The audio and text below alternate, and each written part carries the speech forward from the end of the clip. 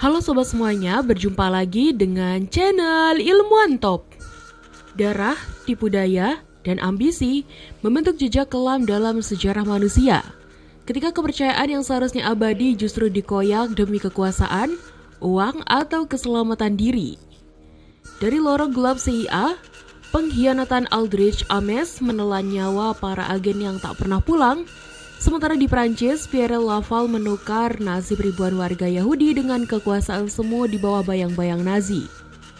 Di Amerika, pasangan Julius dan Ethel Rosenberg menggetarkan dunia dengan membocorkan rahasia bom atom.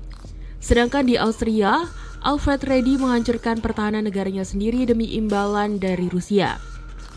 Tidak kalah dramatis pengkhianatan George Plantagenet di Inggris, Arminius di jantung Kekaisaran Romawi, hingga Stella Gottschild yang menyerahkan sesama Yahudi kepada Gestapo. Menunjukkan bahwa pengkhianatan bisa lahir dari siapa saja, baik itu saudara, sahabat, bahkan korban penindasan itu sendiri. Seperti benang merah yang menegaskan tidak ada luka yang lebih dalam daripada tikaman dari orang terdekat, dan tidak ada perubahan sejarah yang lebih dahsyat daripada pengkhianatan yang dilakukan tanpa ampun. Dalam video kita kali ini, kita akan bahas untuk kalian 20 pengkhianatan paling kejam dalam sejarah dunia. Mulai dari drama spionage, kolaborasi brutal, hingga konspirasi yang mengubah nasib bangsa. Tapi sebelum masuk ke inti video, seperti biasa kita ingetin kalian jangan lupa like dan subscribe supaya channel Serdana ini tetap bisa memberikan manfaat kepada semua orang. Aldrich Ames, pengkhianatan paling kejam dalam sejarah CIA. Aldrich Ames, seorang pejabat senior CIA yang telah bergabung sejak 1962, dikenal sebagai salah satu pengkhianat paling berbahaya dalam sejarah Amerika Serikat. Pada pertengahan 1980-an, tepatnya sejak 1985, Ames mulai menjual rahasia negara kepada Uni Soviet, bukan karena alasan ideologis, melainkan demi uang. Dengan posisinya sebagai kepala divisi kontra-intelijen Soviet, ia memiliki akses luas ke operasi rahasia, identitas agen, hingga teknologi pengawasan mutakhir. Ia memanfaatkan jabatan ini untuk membocorkan lebih dari 100 operasi rahasia dan mengungkap identitas puluhan agen CIA dan FBI yang bekerja di balik tirai besi.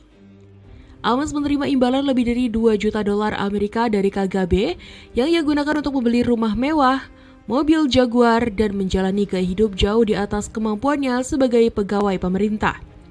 Selama hampir 1 dekade, ia berhasil mengelabui rekan-rekannya dan terus mengirim dokumen rahasia melalui metode deed drop, yaitu tempat tersembunyi yang telah disepakati untuk pertukaran dokumen.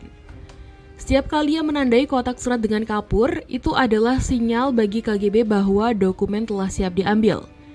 Dampak dari pengkhianatannya sangat fatal. Satu persatu agen Amerika di Uni Soviet menghilang, sebagian besar dieksekusi setelah melalui interogasi brutal. Ames bahkan mengakui bahwa hampir seluruh jaringan mata-mata Amerika di Soviet telah dibongkar akibat tindakannya. Dan ia tidak pernah menunjukkan penyesalan mendalam atas nyawa yang melayang karena pengkhianatannya. Pierre Laval, kolaborator paling kejam dalam sejarah Prancis. Pierre Laval, seorang politisi Prancis yang awalnya dikenal sebagai pendukung kaum sosialisme Prancis, mengalami perubahan haluan drastis saat Prancis berada di bawah tekanan pendukungan Jerman pada Perang Dunia II. Setelah naik ke tampuk kekuasaan sebagai Perdana Menteri di bawah rezim Vichy, Laval meninggalkan nilai-nilai sosialismenya dan beralih menjadi pendukung totalitarianisme, serta kolaborasi dengan Nazi. Demi mempertahankan kekuasaan dan klaimnya untuk menyelamatkan Prancis dari kehancuran total, ia mengarsiteki kebijakan Vichy yang meniru sistem totalitarianisme Jerman, bahkan berperan aktif dalam membongkar sistem demokrasi Republik Prancis. Laval tidak hanya menjalankan kebijakan pro-Jerman, tetapi juga mengambil keputusan-keputusan sepihak yang memperkuat dominasi Nazi, seperti menyerahkan tambang tembaga dan cadangan emas Belgia kepada Jerman. Puncak pengkhianatannya terjadi ketika ia menginisiasi deportasi besar-besaran terhadap warga Yahudi, termasuk anak-anak, dari Prancis ke kamp-kamp konsentrasi di timur. Dalam peristiwa Val de HIV pada Juli 1942, lebih dari 13.000 orang Yahudi, sebagian besar keluarga, ditangkap dan dikirim ke kematian. Laval bahkan menolak upaya penyelamatan anak-anak Yahudi yang telah mendapatkan visa ke Amerika Serikat, dengan alasan keluarga tidak boleh dipisahkan. Padahal ia tahu mereka akan dibinasakan. Tindakan ini tidak hanya melampaui pemerintahan Jerman, tapi juga memperlihatkan sikap tanpa belas kasihan terhadap sesama warga Prancis sendiri. Julius dan Ethel Rosenberg, pembocor rahasia militer paling sensitif milik Amerika Serikat. Julius dan Ethel Rosenberg adalah pasangan suami istri asal Amerika Serikat yang namanya abadi dalam sejarah sebagai pelaku spiones paling kontroversial di era Perang Dingin. Mereka dituduh membocorkan rahasia militer paling sensitif milik Amerika Serikat kepada Uni Soviet, termasuk desain bom atom yang dikembangkan dalam proyek Manhattan. Jejak pengkhianatan ini bermula ketika Julius yang pernah dipecat dari dinas militer karena menyembunyikan keanggotaan Partai Komunis, membangun jaringan mata-mata dengan merekrut saudara iparnya sendiri, David Greenglass, yang bekerja di laboratorium Los Alamos, tempat bom atom dirancang. Greenglass bersaksi bahwa ia menyerahkan sketsa dan penjelasan teknis bom atom kepada Julius yang kemudian diketik oleh Ethel di apartemen mereka. Informasi ini diduga mempercepat kemampuan nuklir Uni Soviet sehingga menimbulkan kepanikan dan kemarahan di Amerika Serikat. Proses hukum yang mereka jalani sangat dramatis dengan tekanan politik dan opini publik yang sangat kuat. Sidang pengadilan yang berlangsung pada Maret 1951 dipenuhi kesaksian dari para mantan rekan dan keluarga yang telah mengaku sebagai mata-mata.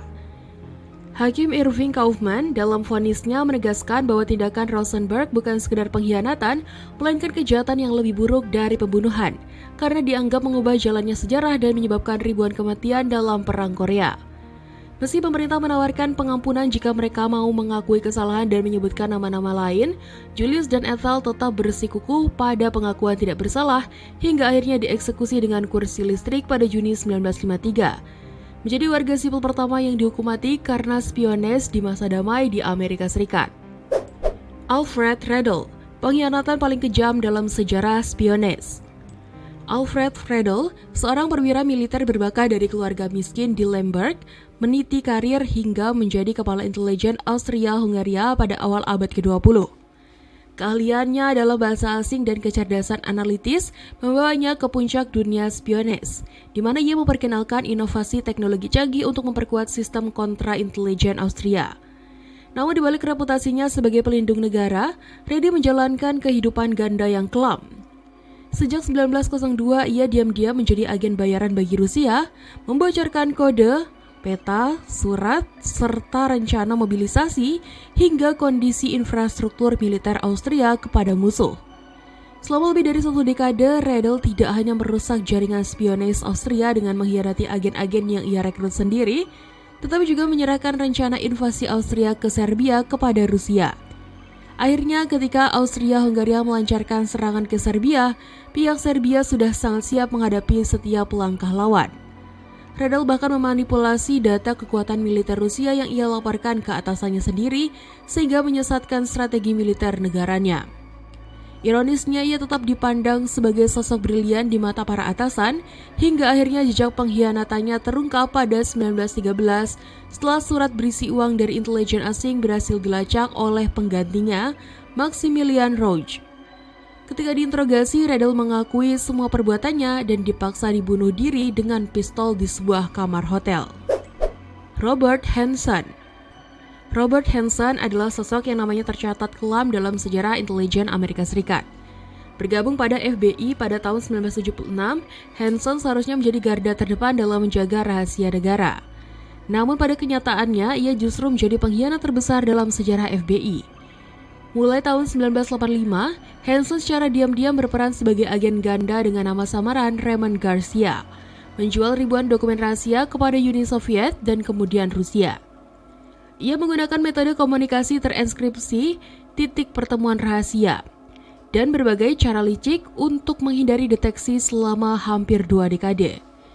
Informasi yang dibocorkannya sangat sensitif, mulai dari strategi pertahanan nuklir, teknologi militer terbaru, hingga identitas agen ganda yang bekerja untuk Amerika di Moskow.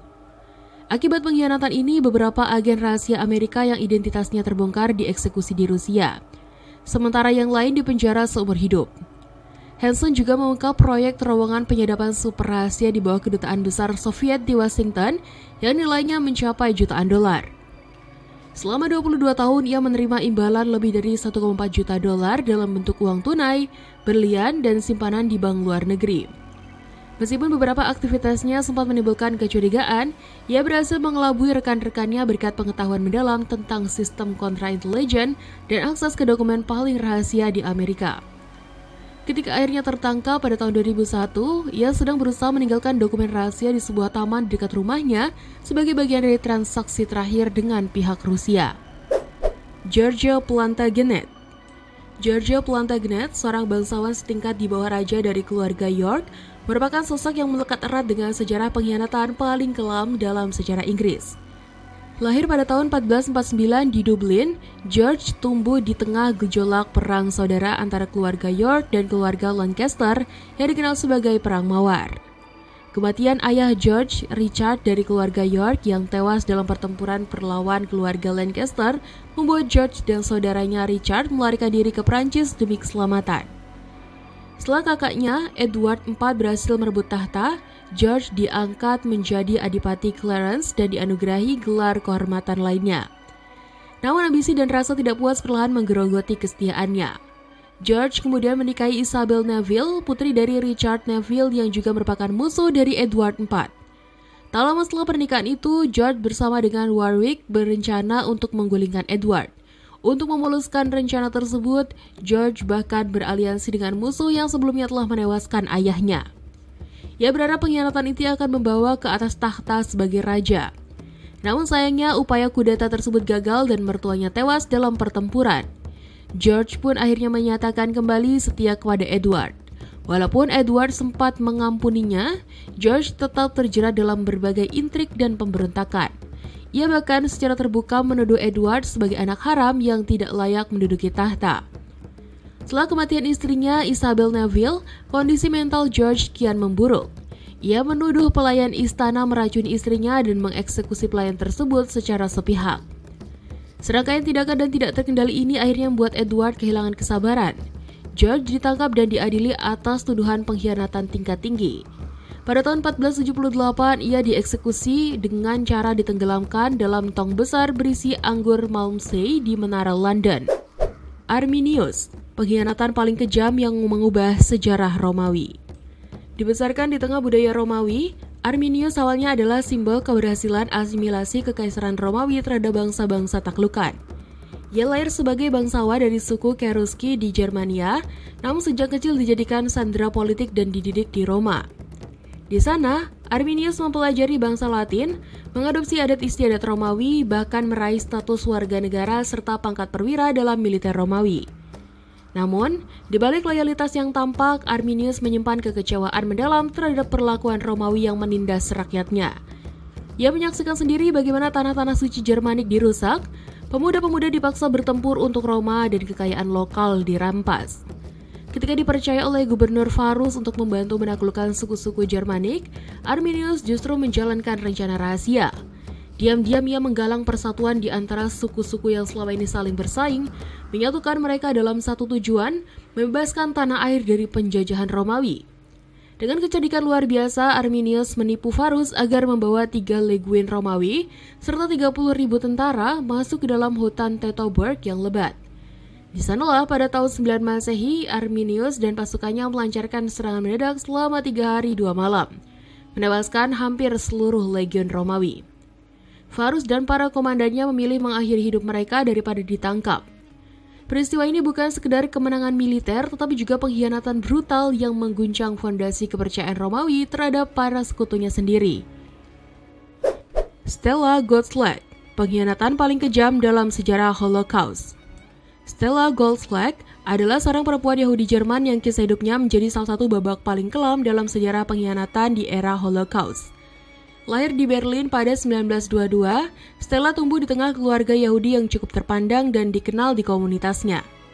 Namun segalanya berubah drastis ketika Nazi mulai memburu dan mendeportasi warga Yahudi secara massal.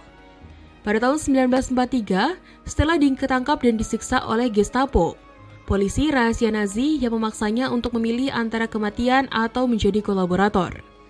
Demi menyelamatkan diri dan keluarganya dari deportasi ke kamp konsentrasi, ia menerima tawaran untuk menjadi seorang catcher atau penangkap, yakni agen Yahudi yang bertugas memburu dan menyerahkan sesama Yahudi yang bersembunyi di Berlin. Dalam menjalankan tugasnya, Stella memanfaatkan pengetahuannya tentang komunitas Yahudi serta daya tarik pribadinya untuk membujuk, memancing, bahkan menipu korban dengan janji makanan dan perlindungan. Ia dikenal sangat efektif, bahkan dijuluki racun pirang oleh Nazi dan Blonde Lorelei oleh para korban yang bersembunyi. Selama 2 tahun, jumlah korban yang dihianatinya diperkirakan mencapai antara 600 hingga 3.000 orang, termasuk teman-teman sekolahnya sendiri. Ironisnya, meski telah mengorbankan banyak nyawa, Nazi tetap mengirim orang tua Stella ke kamp konsentrasi Auschwitz, tempat mereka akhirnya dibunuh. Setelah perang usai, Stella diadili oleh pengadilan militer Soviet dan dijatuhi hukuman kerja paksa selama 10 tahun, lalu kembali diadili di Jerman Barat namun tetap tidak menunjukkan penyesalan atas perbuatannya. John Walker Lindh, pengkhianatan paling kejam dalam sejarah Amerika. John Walker Lindh yang lahir dan besar di Amerika Serikat, menjadi simbol pengkhianatan nasional setelah keputusannya bergabung dengan Taliban pada tahun 2001. Pada usia 16 tahun, Lindh memutuskan untuk memeluk Islam dan mendalami bahasa Arab di Yaman, kemudian melanjutkan perjalanan ke Pakistan dan akhirnya ke Afghanistan. Di sana, ia mengikuti pelatihan militer di kamp yang berafiliasi dengan Al-Qaeda dan bahkan menghadiri ceramah Osama bin Laden. Ketika Amerika Serikat diserang pada 11 September 2001, Lindh tetap berada di garis depan bersama Taliban, meskipun mengetahui negaranya sendiri menjadi korban dan musuh utama kelompok tersebut. Ia sempat terluka dan bersembunyi di Kala Ijangi, sebuah benteng yang digunakan sebagai penjara saat terjadi pemberontakan brutal yang menewaskan ratusan tahanan dan seorang perwira CIA, Mike Spann. Lindh mengetahui rencana pemberontakan itu, namun memilih bungkam dan tidak memperingatkan pihak Amerika. Sebuah tindakan yang dianggap sebagai pengkhianatan terbesar terhadap tanah airnya sendiri. Setelah ditangkap, Lindh diadili dan dijatuhi hukuman 20 tahun penjara atas tuduhan memberikan dukungan kepada Taliban dan membawa bahan peledak selama melakukan kejahatan. Selama persidangan, ia mengakui secara terbuka telah bertempur sebagai prajurit Taliban dan membawa senjata secara sadar, meski tetap membantah terlibat langsung dalam aksi terorisme terhadap Amerika. Namun, fakta bahwa ia tetap setia pada Taliban setelah tragedi 11 September dan memilih diam saat nyawa orang Amerika terancam, membuat namanya tercatat dalam sejarah sebagai pengkhianat bangsa yang kejam dan tak termaafkan. John Walker, pengkhianatan paling kejam dalam sejarah spionase militer. John Anthony Walker, seorang perwira Angkatan Laut Amerika Serikat, dikenal sebagai pelaku salah satu pengkhianatan terbesar dalam sejarah militer modern. Pada tahun 1967, di tengah ketegangan Perang Dingin, Walker dengan sengaja mendatangi kedutaan besar Uni Soviet di Washington DC dan menawarkan akses ke rahasia militer Amerika. Sebagai spesialis komunikasi di Angkatan Laut, ia memiliki akses ke teknologi kriptografi paling sensitif, termasuk kode-kode yang digunakan untuk mengamankan pesan-pesan militer. Selama lebih dari 17 tahun, Walker secara rutin menyerahkan informasi rahasia kepada Soviet, termasuk kunci sandi yang memungkinkan musuh membaca lebih dari 1 juta pesan terinskripsi Angkatan Laut Amerika. Tidak hanya bertindak sendiri, Walker merekrut keluarganya, saudara laki-laki, anak laki-laki, dan seorang sahabat dekat untuk memperluas jangkauan operasi spionesnya. Dengan bentuk jaringan pengkhianat dari orang-orang terdekat yang memastikan aliran data rahasia tetap lancar bahkan setelah pensiun dari dinas militer. Motif utamanya adalah keuntungan finansial. Terbukti dari estimasi pendapatan lebih dari 1 juta dolar Amerika hasil penjualan rahasia tersebut. Dampak dari aksinya sangat besar. Soviet memperoleh keunggulan strategis, mampu melacak pergerakan kapal perang Amerika di seluruh dunia, dan bahkan melakukan penyesuaian teknologi kapal selam mereka untuk menghindari deteksi. Ketika akhirnya tertangkap pada tahun 1985, Walker telah menyebabkan kerusakan yang sangat luas hingga Menteri Pertahanan Amerika Serikat saat itu, Caspar Weinberger, menegaskan bahwa aksi Walker membuat Uni Soviet memperoleh akses ke data persenjataan, sensor, teknik tempur, serta kesiapan pasukan Amerika. Ephialtes dari Tracis, pengkhianatan yang mengubah nasib Yunani. Pada tahun 480 sebelum Masehi, di tengah ketegangan antara pasukan Yunani yang dipimpin Raja Leonidas dari Sparta dan sebuan besar-besaran Persia di bawah Raja Xerxes, nama Ephialtes dari Tracis muncul sebagai simbol pengkhianatan paling kelam dalam sejarah Yunani kuno. Ephialtes, seorang warga dari Tracis yang letaknya di barat Thermopylae, mengetahui sebuah jalur pegunungan rahasia yang dikenal sebagai celah Anopeia. Jalur ini melintasi pegunungan dan berakhir di belakang posisi pertahanan pasukan Yunani yang selama 3 hari bertahan gigih di celah sempit Thermopylae. Dalam situasi di mana pasukan Persia berkali-kali gagal menembus pertahanan Yunani yang dipimpin oleh 300 prajurit Sparta, Ephialtes dan golongan keinginan mendapatkan imbalan pribadi dari Persia mendekati Raja Xerxes dan mengungkapkan keberadaan jalur tersebut. Xerxes segera mengirim pasukan elitnya untuk menempuh jalur itu sehingga mereka mampu mengapung pasukan Yunani dari belakang. Akibat manuver ini, posisi pasukan Yunani menjadi terjepit dan akhirnya mereka mengalami kekalahan telak. Pengkhianatan Ephialtes tidak hanya mengubah jalannya pertempuran, tetapi juga menandai momen di mana harapan Yunani untuk menahan laju invasi Persia seolah runtuh dalam sekejap. Herodotus, sejarawan Yunani kuno, mencatat bahwa tindakan Ephialtes sepenuhnya didorong oleh motif keuntungan pribadi dan perbuatannya menjadi salah satu pengkhianatan paling terkenal sepanjang sejarah dunia. Guy Fawkes dan rencana meledakkan gunung parlemen Inggris. Pada awal abad ke-17, Inggris berada dalam ketegangan politik dan agama yang sangat tajam. Guy Fawkes, seorang Katolik militen yang sangat terampil dalam urusan bahan peledak, menjadi tokoh sentral dalam sebuah konspirasi besar yang dikenal sebagai plot bubuk mesiu. Bersama kelompoknya yang dipimpin Robert Catesby, Fawkes merancang rencana untuk meledakkan gedung parlemen Inggris pada 5 November 1605, dengan tujuan membunuh Raja James I dan seluruh anggota parlemen. Motif utama mereka adalah membalas diskriminasi berat yang dialami umat Katolik di bawah pemerintahan Protestan dan berharap dapat mengangkat seorang ratu Katolik ke tahta Inggris. Para konspirator menyimpan hampir 1 ton bubuk mesiu di ruang bawah tanah parlemen dan Fawkes ditugaskan untuk menyalakan sumbu pada saat pembukaan sidang parlemen. Namun rencana yang sangat rahasia ini bocor setelah seorang anggota parlemen menerima surat peringatan anonim yang mendorong pemerintah untuk melakukan penggeledahan.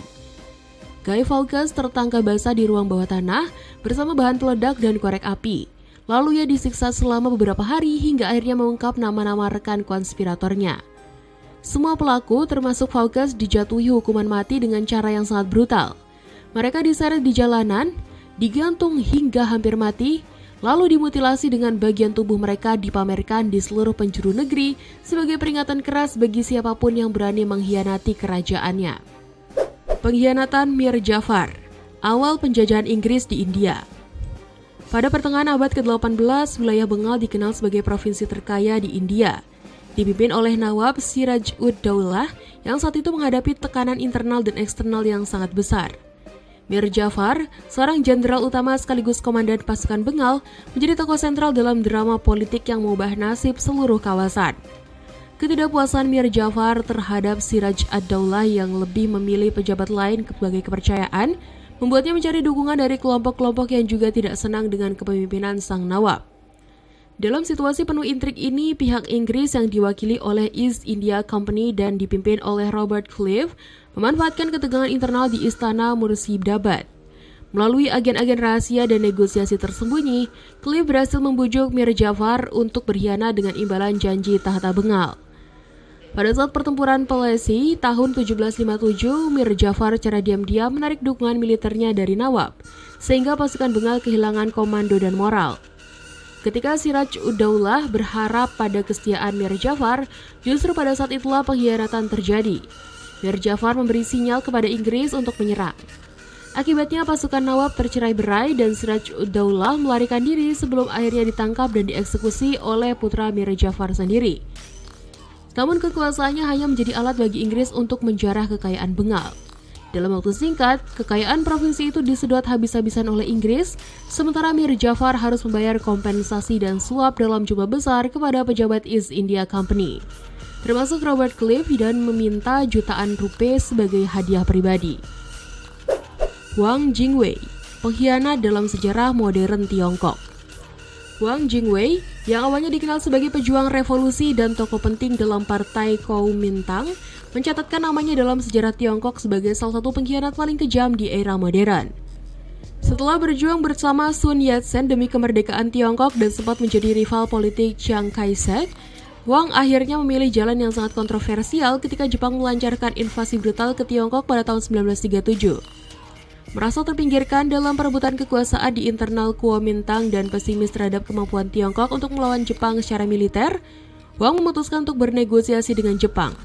Pada tahun 1940, ia mendirikan pemerintahan boneka di Nanjing dengan dukungan penuh dari Jepang, yang dikenal sebagai Reorganized National Government of the Republic of China. Pemerintahan ini secara terbuka mendukung kepentingan Jepang, menandatangani perjanjian yang memberikan konsesi politik, ekonomi, dan militer yang sangat luas kepada penjajah. Wang bahkan secara terbuka memuji Jepang yang mengecam pemerintah sah Tiongkok yang dipimpin Chiang Kai-shek, serta menindas kelompok perlawanan dan membantu Jepang mengontrol sumber daya Tiongkok.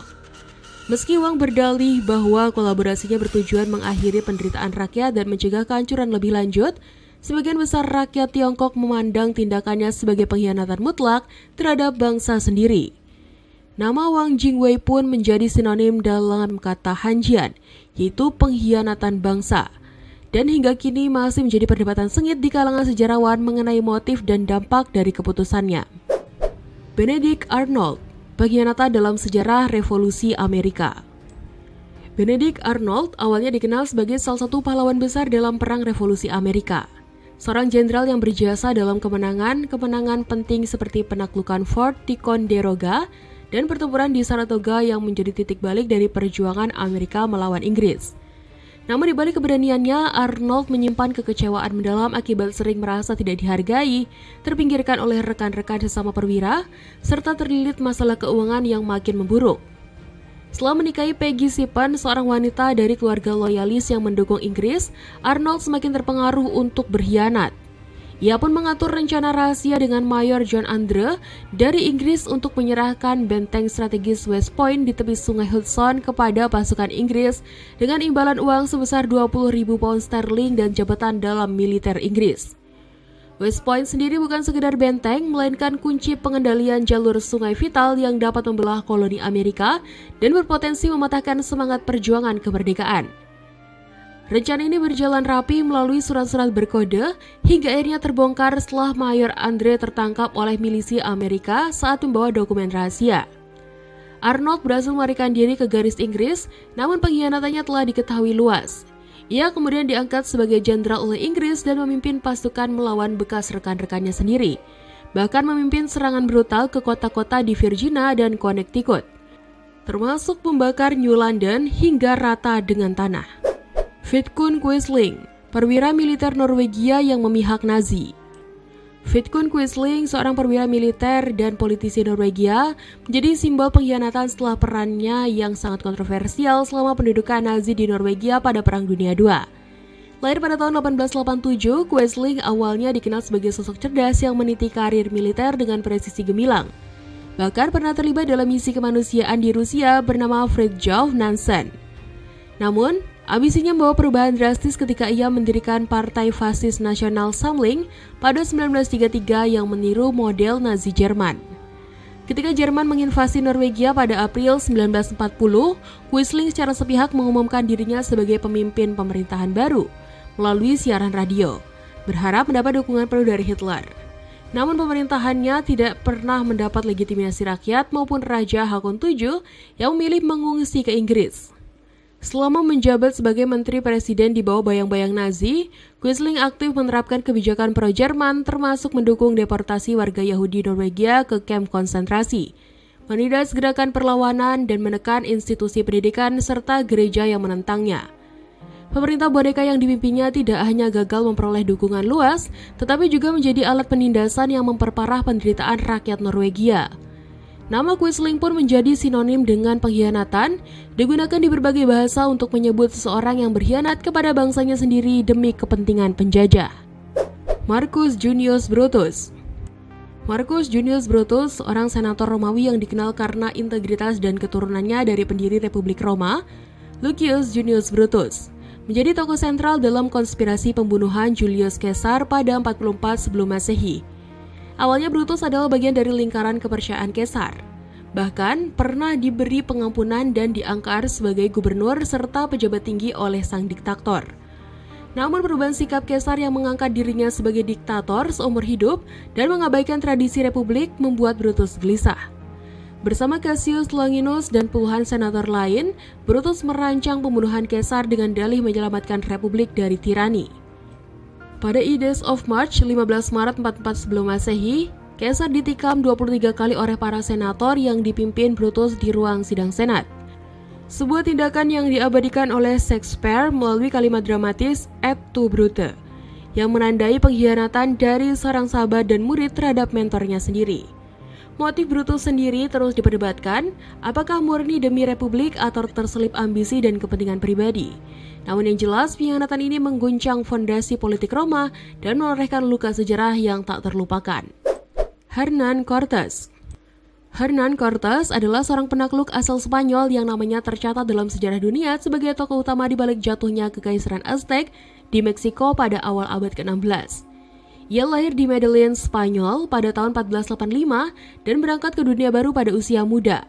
Tergoda oleh janji kejayaan yang tersebar di Eropa tentang tanah-tanah baru di seberang lautan. Setelah beberapa tahun tinggal di Kuba, Cortés mendapatkan izin untuk memimpin ekspedisi ke daratan Meksiko. Pada tahun 1519, ia mendarat di pesisir Meksiko bersama sekitar 600 prajurit, beberapa meriam, dan kuda. Di tanah baru itu, Cortés dengan cepat menyadari bahwa ia menghadapi peradaban besar yang belum pernah dikenal bangsa Eropa sebelumnya, yaitu bangsa Aztec yang dipimpin oleh Kaisar Montezuma II. Dengan kecerdikan diplomasi dan strategi militer, Cortés berhasil membangun aliansi dengan beberapa suku pribumi yang menjadi musuh Aztec. Ia memanfaatkan ketegangan politik dan sosial di antara suku-suku tersebut untuk memperkuat posisinya. Selain itu, kehadiran teknologi militer Eropa seperti senjata api dan kuda memberikan keunggulan tersendiri bagi pasukan Cortés. Dalam perjalanan menuju ibu kota Aztec, Tenochtitlan, dan Cortés menghadapi berbagai tantangan termasuk perlawanan sengit, jebakan, dan pengkhianatan. Namun ia tetap melangkah maju hingga akhirnya berhasil memasuki Tenochtitlan dan menawan Montezuma II. Peristiwa ini menjadi titik balik yang mengubah sejarah Meksiko dan dunia karena setelah itu kekuasaan Aztec runtuh dan wilayahnya jatuh ke tangan Spanyol. Robert Ford dan saudaranya. Robert Ford dan saudaranya Carly bukanlah nama besar di dunia kriminal Amerika pada akhir abad ke-19. Namun keduanya berhasil mengukir sejarah melalui tindakan yang menggemparkan. Mereka bergabung dengan geng Jesse James, kelompok perampok yang sangat ditakuti di wilayah Amerika Serikat bagian barat. Selama beberapa waktu, Ford bersaudara hidup berdampingan dengan Jesse James, memanfaatkan kepercayaan yang diberikan oleh pemimpin geng itu. Namun di balik kebersamaan tersebut, mereka menyusun rencana untuk mengkhianati sang legenda demi hadiah besar yang dijanjikan pemerintah bagi siapapun yang berhasil menangkap atau membunuh James. Pada pagi hari tanggal 3 April 1882, di sebuah rumah di Saint Joseph's, Missouri, kesempatan itu datang ketika Jesse James tanpa curiga berdiri membelakangi Ford untuk membersihkan debu dari sebuah lukisan di dinding. Dalam sekejap, Robert Ford mengangkat pistol dan menembak James dari belakang, mengakhiri hidup sang penjahat yang selama bertahun-tahun menjadi buronan paling dicari di Amerika. Ford dan saudaranya segera menyerahkan diri kepada pihak berwenang, berharap menerima hadiah yang telah lama mereka incar. Namun, alih-alih mendapatkan imbalan, mereka justru ditangkap dan didakwa melakukan pembunuhan tingkat pertama. Hukuman mati sempat dijatuhkan kepada mereka, namun hanya 2 jam kemudian keduanya diampuni oleh Gubernur Missouri, mengungkap adanya kesepakatan rahasia yang telah disusun sebelumnya antara Ford dan pemerintah setempat.